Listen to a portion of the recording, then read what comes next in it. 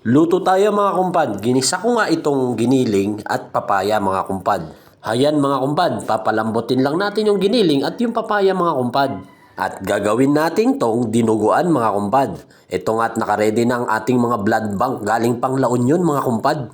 Preserve na preserve yan mga kumpad, gamit lang ay suka. Oh ayan, malambot na mga kumpad, lagyan na natin ng dugo. Napakadali nga lang lutuin ito mga kumpad.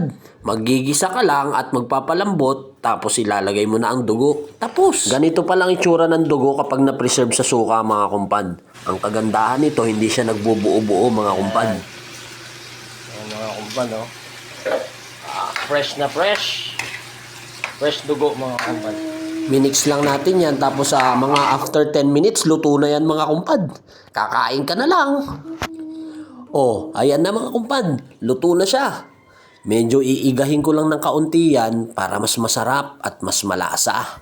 Lagyan nyo na rin ng sili kung gusto nyo mga kumpad o kaya yung siling haba para mas mabango. Okay, hintayon mga anern!